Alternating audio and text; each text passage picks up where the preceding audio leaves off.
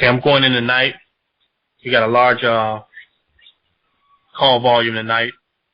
So before I go into my topic, which is a very interesting topic, I just want to touch on the news a little bit about a little stuff that's going on in the news. Let's talk about the Wu-Tang album buyer, Martn Skrelli. And just talk about what happened a little bit. This Martn Skrelli is the cracker that bought the Wu-Tang album for $2 million.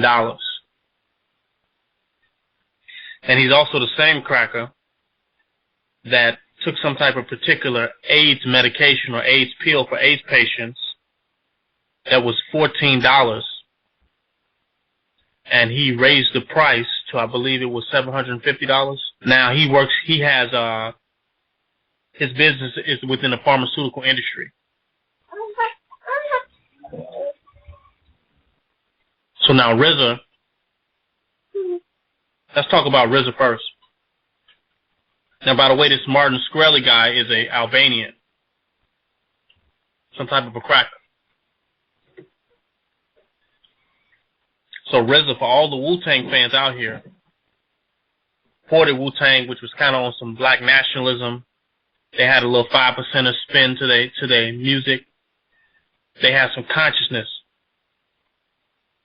A little consciousness, a little Buddhism, a little enlightenment inside of their music. And a lot of people supported them and followed their message. I was one of them. I was a fan of the RZA and the Wu-Tang Clan. But here it is. He goes and takes his album and he lets all the fans down. All Wu-Tang fans were officially let down. When RZA sold out, literally, and sold the Wu-Tang album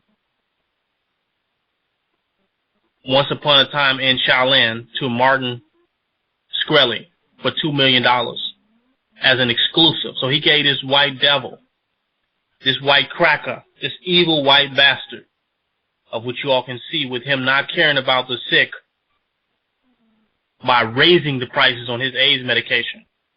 Even though we know the pharmaceutical industry was killing people predominantly. But he takes it and he raises the price. And RZA sold the Wu-Tang album to him, probably not knowing what his business practices were because they came out later. But why would you take a black conscious music, talking about the black man is God and dropping some of the lessons in the album, and take it and sell it to the goddamn devil?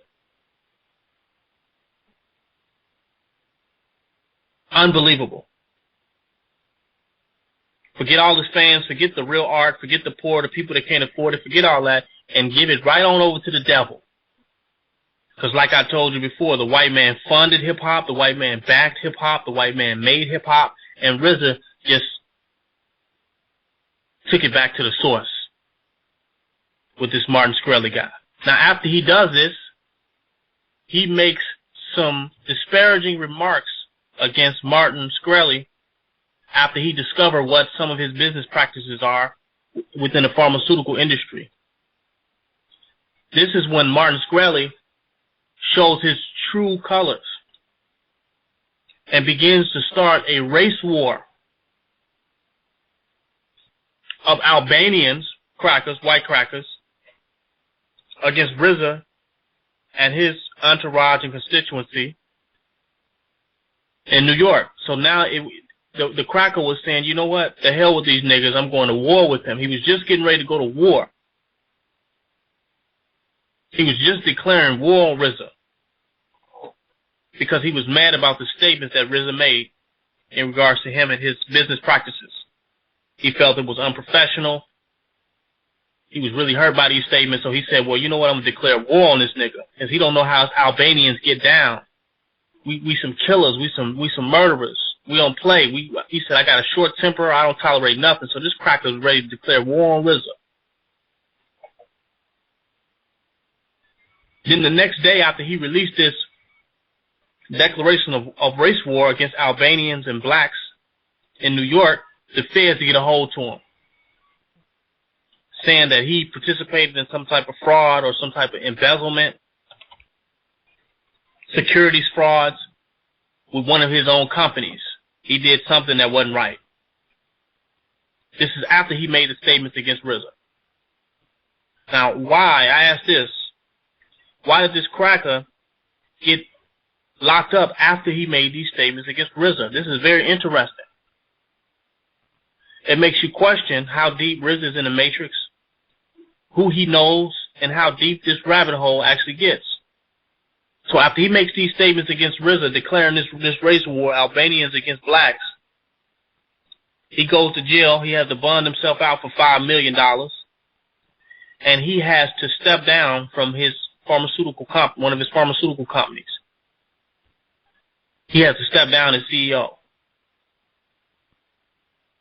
The irony of this story, this is just a sick story, that this is where hip-hop went. Once upon a time in Shaolin, sold out to an exclusive white corporate matrix devil. Unbelievable. Sold to the beast himself. Even the white man realized that this beast is a beast.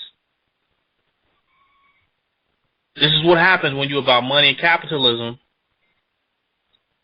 This is what happens. This is who you end up associated with. This is who you end up getting connected to. It is never going to go right. As long as we continue to deal with these crackers, there's always going to be something fishy about that situation. Every Wu-Tang fan, to me, let down. I lost a lot of faith and I'm very disappointed in RZA for making that particular move. I think it was just a shameful decision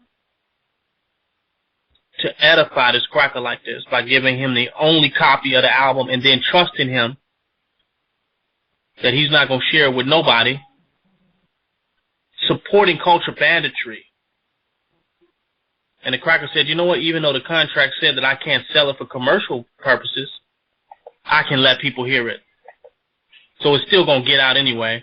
The cracker's still going to let other people hear the album, and it won't be an exclusive album, which wasn't supposed to be heard till in 88 years. It's just silly. Very silly.